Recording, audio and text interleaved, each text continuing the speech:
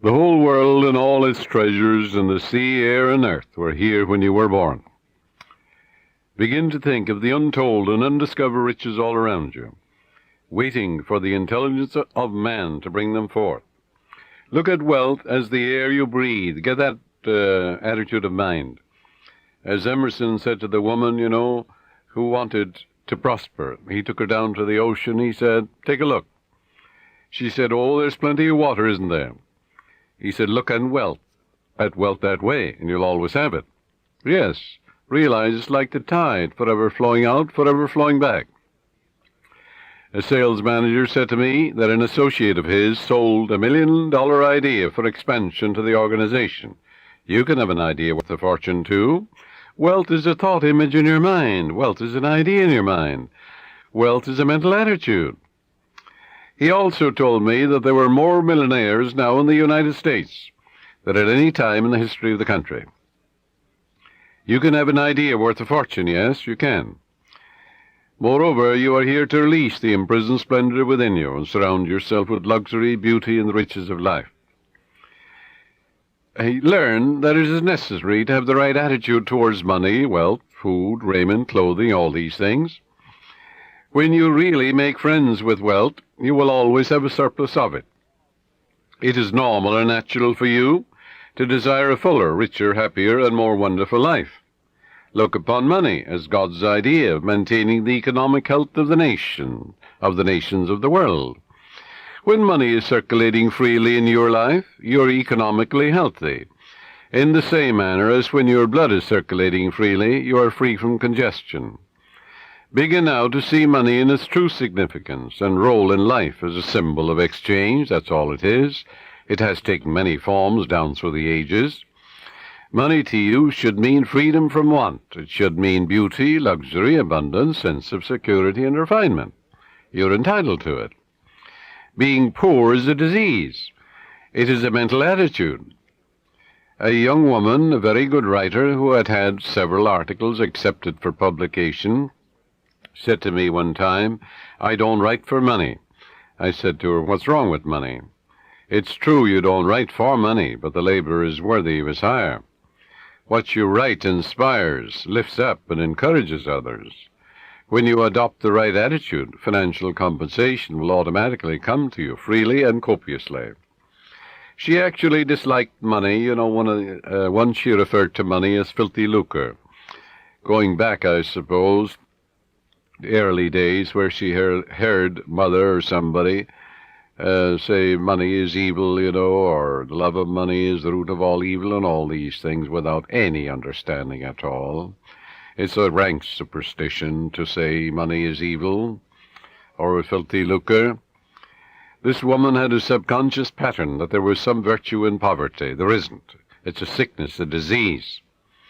I explained to her that there was no evil in the universe, and that good and evil were in the thoughts and motivations of men. All evil comes from misinterpretations of life and misuse of the laws of mind. In other words, the only evil is ignorance, and the only consequence is suffering. It would be foolish to pronounce uranium, silver, lead, copper, iron, cobalt, nickel, calcium, or a dollar bill evil. How absurd, grotesque, and stupid that is. The only difference between one metal and another is the number and rate of motions of electrons revolving around a central nucleus. A piece of paper such as a $100 bill is innocuous, and the only difference between it and a copper or lead is that the atoms and molecules, with their electrons and protons, are arranged differently for the physical evidences of money. Here's a simple technique she practiced which multiplied wealth in her experience.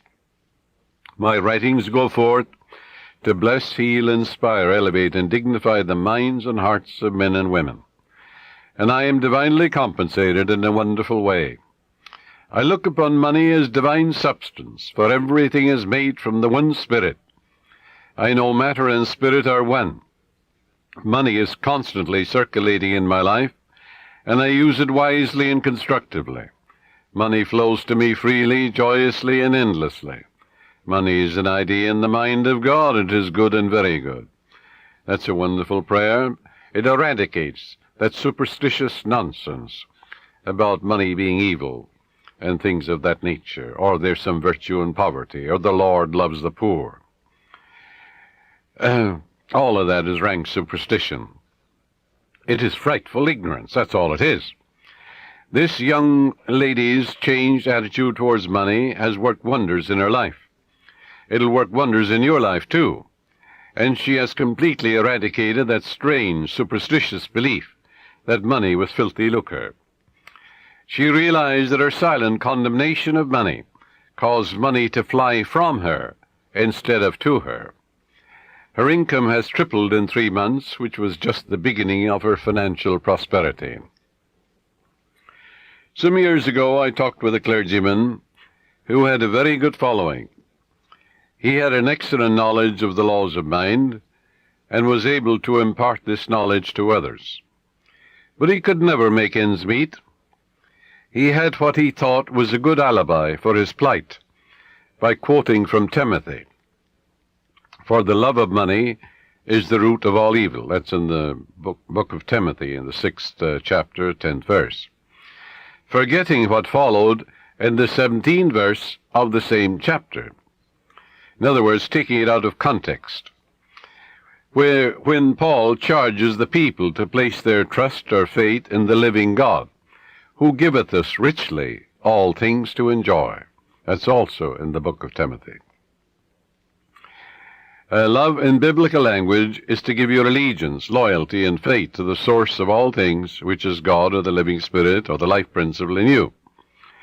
You are not, therefore, to give your allegiance, loyalty, and trust to created, but to the Creator, the eternal source of everything in the universe, the source of your own breath, source of your life, the source of the hair in your head, the source of your heartbeat, the source of the sun and the moon and the stars, the source of the world and the earth you walk on. If a man says, all I want is money, nothing else, that's my God, and nothing but money matters. He can get it, of course, but he's here to lead a balanced life. Man must also claim peace, harmony, beauty, guidance, love, joy, wholeness in all phases of his life. How can he live without courage, faith, love, goodwill, joy in this world today? Nothing wrong with money, not a thing in the world. But that's not the sole aim in life. To make money the sole aim in life would constitute an error, a wrong choice. There wouldn't be anything evil in it, but you'd be imbalanced and lopsided. You must express your hidden talents. You must find your true place in life. You must experience the joy of contributing to the growth, happiness, and success of others. We're all here to give. And give of your talents to the world. God gave you everything. God gave you himself.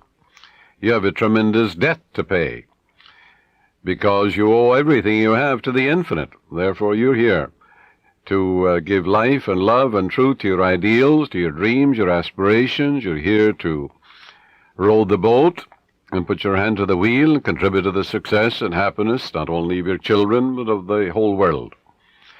To accumulate money to the exclusion of everything else causes man to become imbalanced and lopsided and frustrated.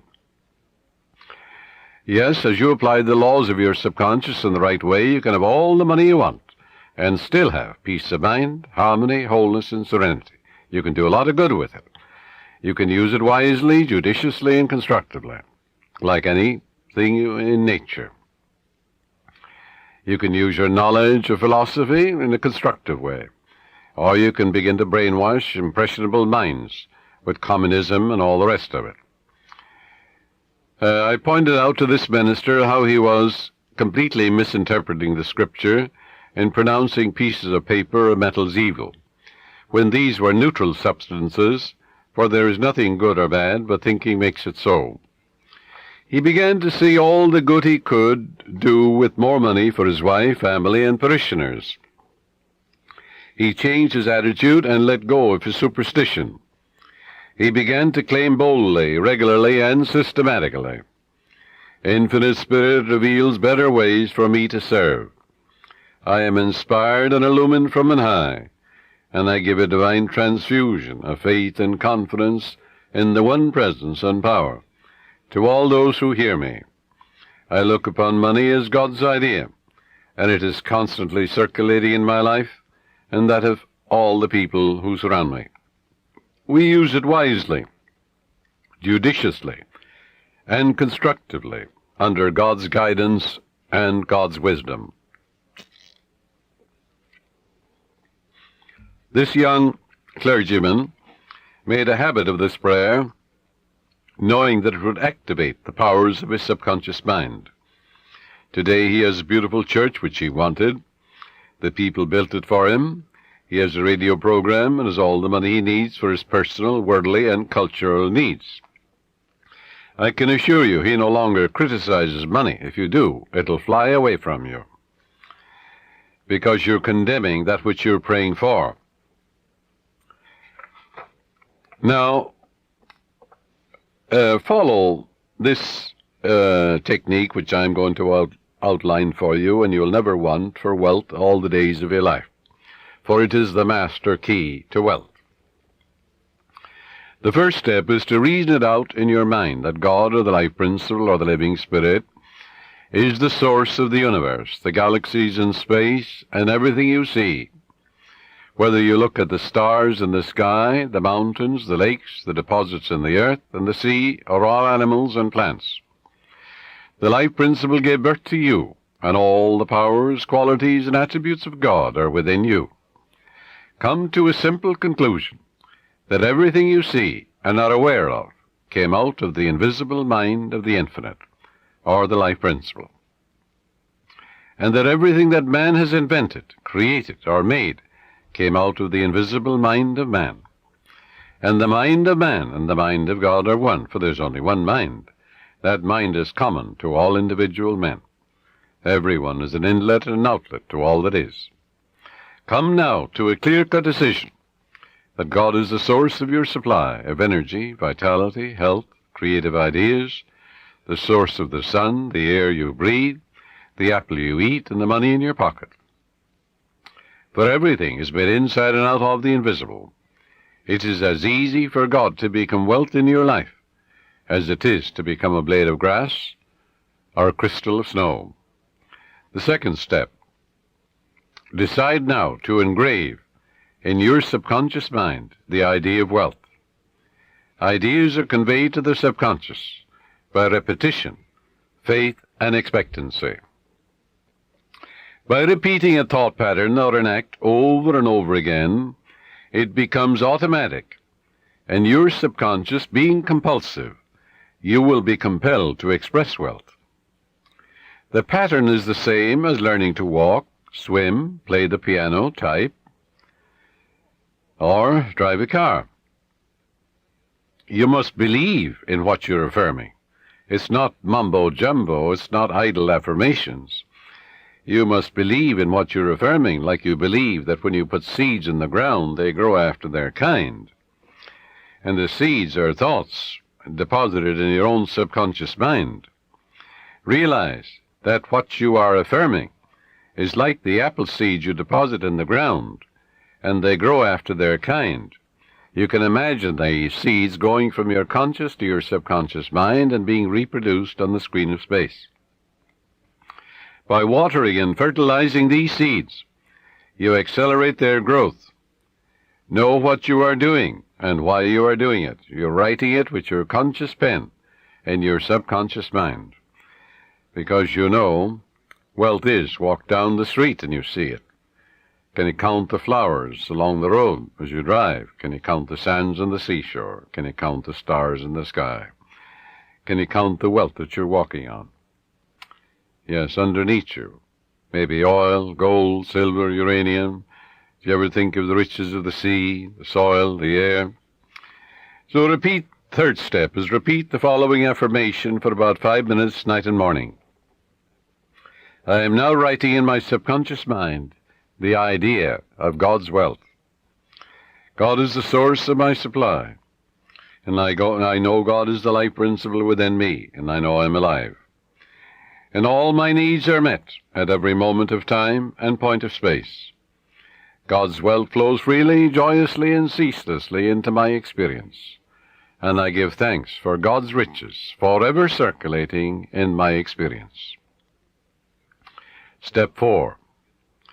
When thoughts of lack come to you, such as, I can't afford that trip, or I can't meet that note in the bank, or I can't pay that bill, never finish a negative statement about finances. This is mandatory. Reverse it immediately in your mind by affirming, God is my instant and everlasting supply, and that bill is paid in divine order. If a negative thought comes to you 50 times in 1 hour, reverse it each time by thinking and affirming, God is my instant supply, meeting that need right now.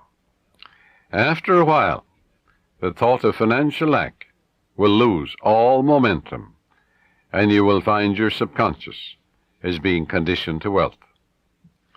If you look at a new car, for example, never say, I can't buy that or I can't afford it.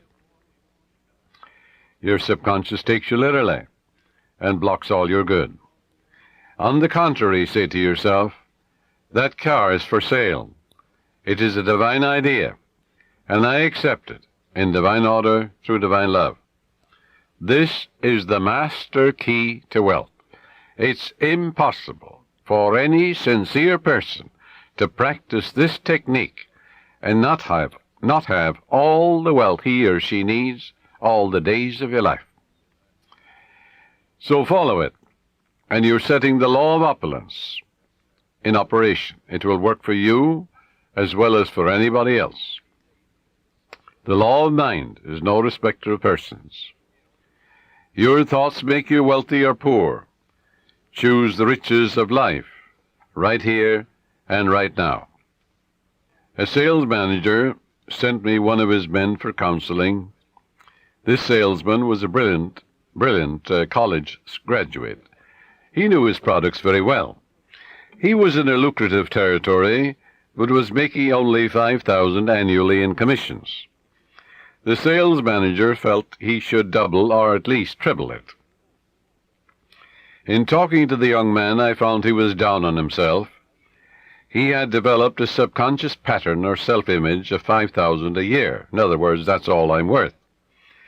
He said that he had been born in a poverty-stricken home, and that his parents had told him that he was destined to be poor. His stepfather had always told him, you'll never amount to anything, you're dumb, you're stupid.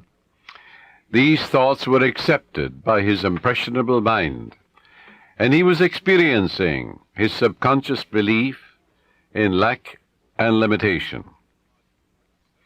I explained to him that he could change his subconscious mind by feeding it with life-giving patterns. Accordingly, I gave him a mental and spiritual formula to follow, which would transform his life. I explained to him that he should under no circumstances deny what he affirmed, because his subconscious mind accepted what he really believed. Your subconscious mind accepts your convictions, what you really believe. So believe in God's wealth and God's riches, which are all around you, by the way. He affirmed every morning before going to work, I'm born to succeed. I'm born to win. The infinite within me can't fail. Divine law and order govern my life. Divine peace fills my soul. Divine love saturates my mind. Infinite intelligence guides me in all ways. God's riches flow to me freely, joyously, endlessly, ceaselessly. I am advancing, moving forward, and growing mentally, spiritually, financially, and in all other ways. I know these truths are sinking into my subconscious mind, and I know and I believe they will grow after their kind. A year later, when I met this young man again, I discovered that he had been transformed. He had absorbed these ideas which we had discussed, and he said, I am appreciating life now, and wonderful things have happened. I have an income of $25,000 this year, 5 times greater than the previous year. He has learned the simple truth that whatever he inscribes in his subconscious mind becomes effective and functional in his life. That power is within you. You can use it also. The young boy who's operating this machine while I'm broadcasting, his name is Robbie Wright. He told me about his uncle who used to work in a bank. And this uncle wanted to make more money for his wife and his children.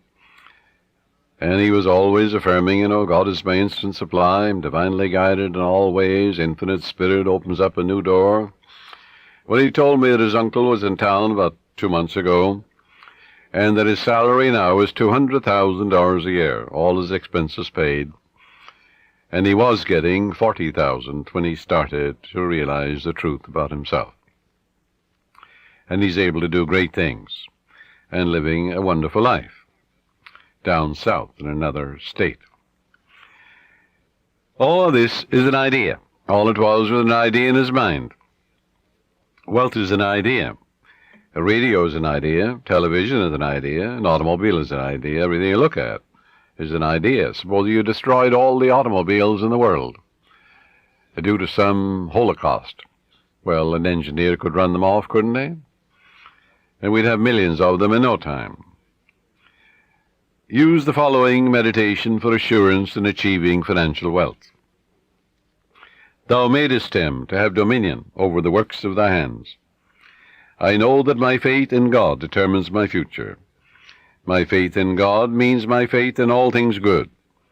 I unite myself now with true ideas, and I know the future will be the image and likeness of my habitual thinking.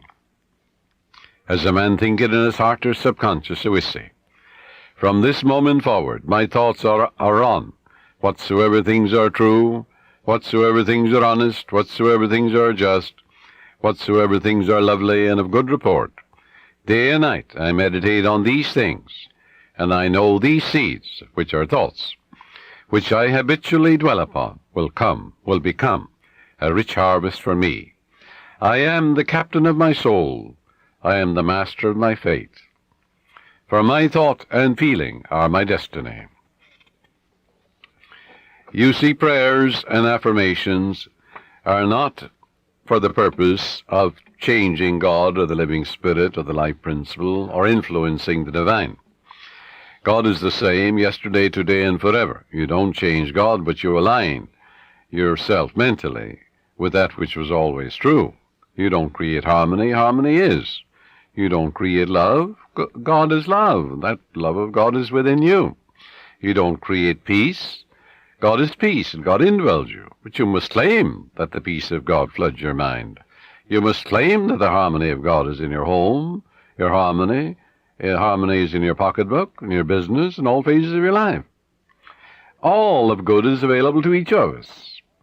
Our prayers and affirmations are for the purpose of bringing our own mind to the point where we can accept the gifts which were given to us from the foundation of time. For God is the giver and the gift. The oil was in the ground before you were born, before any man walked the earth. So was gold and silver, uranium and lead and copper and all the metals that we use today. They were all there. Didn't it take a little intelligence in the mind of man to find these things? Yes, so if you send 2 men to Utah, and one man is a geologist, or he may be also a mineralogist, and he finds nothing. Another man goes, in the first 5 minutes he finds a vein of uranium or silver, in the same territory, in the same land. Where was the wealth? The wealth was in the mind of the second man. He believed in a guiding principle. The other fellow found nothing. He was walking on it. So there is a guiding principle that will lead you. That's what led men to find gold and silver and oil and lead and all these things. We don't need to work on conditions. We need only to work on ourselves. The only place we can cure our lack and limitation is in our own mind. Be ye transformed by the renewal of your mind. When we have done it there, we shall find that the world, that is your body, your environment and conditions, will be a mathematical reflection of your inner state of mind. Whatsoever things ye ask for when ye pray, believe that ye have received them, and ye shall have them. That is the basis of all successful prayer, whether for the healing of our bodies, for prosperity, success, for achievement, or for material benefits. Once you convince your deeper mind that you have the thing you want, it will proceed immediately to bring it to pass. You might say to me, how can I convince my deeper mind, my subconscious, that I have riches or any other good thing, when my common sense tells me that bills are piling up, creditors are after me, the bank is calling up to pay for the mortgage, and for the money I owe, and so on. You can't. If you keep thinking about debts and obligations and how much you owe, you'll only magnify your misery. But here is a truth about the laws of your mind. Your deeper mind accepts as a fact whatever you repeat to it in convincing tones, often enough, just the same as you learn to walk. You had a thought pattern, an act, whether it is swimming or walking or playing tennis or golf, and you repeat it over and over again. You knew what you were doing and why you were doing it. You wanted to learn to walk, you wanted to learn to dance, you wanted to learn to swim. So finally your subconscious assimilated the pattern, didn't it? And then you swim automatically and you walked automatically. The same procedure in praying for wealth or anything else.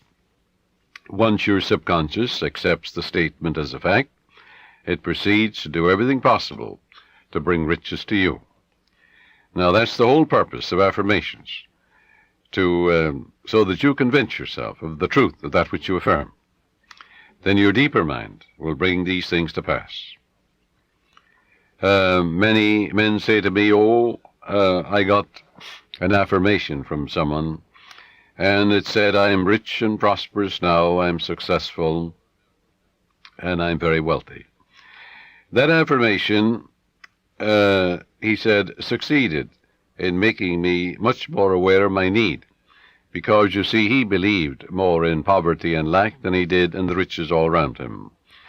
So I explained to him, I said, you must turn away from that pattern and come back, change your belief. Your subconscious accepts what you believe. I said, look around you and realize that God created you and the whole world. It's an invisible spirit within you. Everything is made inside and out of it. It started your heartbeat. It's the air you breathe, the water you drink. It's the fruit that you eat. And therefore turn away and turn within and change that and say, I recognize the eternal source of my supply. God is the source of my supply. All my needs, spiritual, mental, material, are met at every moment of time and point of space. And God's wealth is circulating in my life, and there's always a surplus. So by day and by night I'm advancing, moving forward and growing, spiritually, mentally, materially, financially, intellectually, and every way. And all things be ready if the mind be so. It is done unto me as I believe. And before they call I will answer, while they're yet speaking I will hear. Oh, how I love thy law. Let it be my meditation both day and night. And the law is, I am what I contemplate. I am what I believe myself to be. According to my faith is it done unto me. God gave you richly all things to enjoy. God made you rich, why then are you poor? And as he began to realize the source of the infinite ocean of supply, the source of the very hair in his head, you know, the source of the power that enables him to lift a chair, the source of the grass, the source of the hay in the field, the source of the cattle in 1,000 hills. He began to realize the source. He aligned himself with it, and then it made sense to him. Then he realized that he was writing in his subconscious mind the idea of wealth, of growth, and prosperity. He changed his belief to a belief in the riches, the endless riches all around him, instead of poverty, which was a false belief in his mind.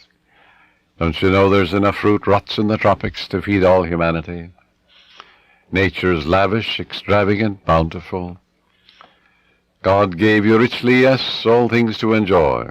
These things, he said, I've said unto you, that my joy might remain in you, and your joy might be full. Heretofore you've asked for nothing, now ask that your joy might be full. And I am come that you might have life, and have it more abundantly. Heretofore you've asked for nothing. Now ask, that your joy might be full. But to ask, you see, in the Bible is to claim. And as Paul says, you claim it boldly, but you know what you're doing and why you're doing it. So if you have a lot of debts and obligations, a lot of bills to pay, don't worry about them. Turn to the source, which is endless. Remember the farmer, what he says to you. He says, well, I don't worry about the weeds. The grain is growing, and it will kill all the weeds. That's what the farmer tells you. Likewise, as you focus on your good, on guidance and right action, on the eternal source of your supply, whether it is mental or spiritual or financial you need, there's but one source, not two. And as you turn to it and give thanks for that endless supply, then all the weeds will be killed. Thoughts of lack and limitation will die in you, and God will multiply your good exceedingly. Joy into your life. Pray for joy by claiming it. The joy of the Lord is my strength, the Bible says. Repeat that to yourself, and after a while, you'll be amazed what will happen to your bloodstream and to the general circulation. Don't keep analyzing it or gritting your teeth about it. Just know that joy is the elan of life, the expression of life. Don't work like a horse at it. Use no willpower, no muscle power, no blood vessel power is involved in this mental and spiritual therapeutic technique. Just know and claim that the joy of the Lord is flowing through you now, and wonders will happen as you pray this way. Freedom and peace of mind will be yours as a result. If you have peace of mind, you'll have peace in your pocketbook, in your home, in your relationship with people, for peace is the power of the heart of God. And there is a river, the streams whereof make glad the city of my God. The city of God is your mind, the people who dwell there. Well, you know very well who dwells there. Your thoughts, ideas, images, beliefs, opinions. Make sure they conform to the divine standard. A woman said to me, I was blocked financially. I had reached the point where I had not enough money for food for the children. All I had, she said, was $5. I held it in my hand and said, God will multiply this exceedingly according to his riches and glory. And I am now filled with the riches of the infinite. All my needs are instantaneously met now on all the days of my life. All right, she believed that. It wasn't idle words. You don't gain the ear of God by vain repetitions. No, you must know what you're doing and why you're doing it. You must know that your conscious mind is a pen, and you're writing something, engraving something in your subconscious mind. And whatever you impress your subconscious mind with will be expressed on the screen of space. It'll come forth as form, function, experience, and events, good or bad. So make sure you plant that which is lovely and of good report. She said, I affirmed that all my needs are instantaneously met now in all the days of my life for about a half an hour, and a great sense of peace came over me. I spent the $5 freely for food. The owner of the market asked me if I wanted to work there as a cashier, since the present one had just gotten married and left. I accepted it, and shortly afterwards I married the owner, my boss, and we have experienced and are experiencing all the riches of life. This woman looked to the source. She didn't know how her prayer would be answered, because you never know the workings of the subconscious. She believed in her heart in the blessings of the infinite. Follow. To believe is to live in the state of being it. It also means to be alive to the eternal truths. Her good was magnified and multiplied exceedingly, because the subconscious always magnifies what you give attention to. There is a presence and a power within you, and you can use it, and you can stir up, as Paul says, the gift of God within you, for God is the giver and the gift, and everything has been given to you. And therefore you can tune in and claim guidance, right action, beauty, love, peace, abundance, security. You can say to yourself, well, God's ideas unfold within me, bring me harmony, health, peace, and joy. If you're in business, you're a professional man, You're an artist, you're an inventor. Just sit down quietly and say, God reveals to me new creative ideas, original, wonderful ideas, which bless humanity in countless ways. And then watch the wonderful ideas come to you. And they will come, because when you call, it answers. Remember what it says in the Bible? Call upon me, I'll answer you. I'll be with you in trouble. I'll set you on high, because you have known my name. And then the name means the nature. Well, the nature of infinite intelligence is responsiveness. Call, the response comes. Constantly affirm, feel and believe that God multiplies your good exceedingly, and you will be enriched every moment of the day, spiritually, mentally, intellectually, financially, and socially, for there is no end to the glory of man for his daily living. Watch the wonders that will happen as you impress these truths in your subconscious mind. As you listen to this tape, this cassette, let these truths sink into your subconscious, and they will, and they are. And you're engraving them. And the more often you do this, well, the quicker you will impregnate your deeper mind. You'll experience a glorious future in a financial way, in every way, too. Watch your thoughts. Never talk about economic lack and limitation. Never talk about being poor or in want. It is very foolish to talk to your neighbors or relatives about hard times, financial problems, and like matters. Count your blessings. Begin to think prosperous thoughts. Talk about the divine riches present everywhere. Realize that the feeling of wealth produces wealth. When you talk about not having enough to go around, and how little you have, and how you must cut corners and eat the cheapest meat, these thoughts are creative, and you are only impoverishing yourself. Use the money you now have freely. Release it with joy, and realize that God's wealth flows to you in avalanches of abundance. Look up to the source. As you turn to the divine presence within you, the response will come. It is written, He careth for you. You will find neighbors, strangers, associates adding to your good, and also to your supply of material things. Make it a practice to pray for divine guidance in all your ways, and believe that God, or the Supreme Intelligence, is supplying all your needs according to His riches and glory. Claim it boldly. Come boldly to the throne of grace, Paul says. And grace, when it's removed from its mystique, is simply the mathematical, orderly reflection of your habitual thinking and imagery. In other words, there is supreme intelligence that responds to your conscious thinking and imagery. Pray for divine guidance, therefore, in all your ways. As you make a habit of this attitude of mind, you will find the invisible law of opulence can and will produce visible riches for you. Recently, a doctor told me that her constant prayer was as follows: I live in the joyous expectancy of the best, and invariably the best comes to me. My favorite Bible verse, she said, with which I saturate my mind is, He giveth to all life and breath and all things. That's from the book of Acts, 17th chapter, 25th verse. She has learned that she is not dependent on people for joy, health, success, and happiness or peace of mind.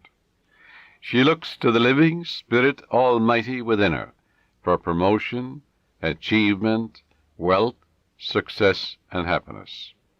Whosoever trusteth in the Lord, happy is he. That's from the book of Proverbs, 16th chapter, 20th verse. Contemplate promotion, success, achievement, illumination, and inspiration and the Spirit of the Almighty will move in your behalf, compelling you to express fully what you meditate on. Let go now and permit the infinite riches of the Infinite One to open up new doors for you. Let wonders happen in your life.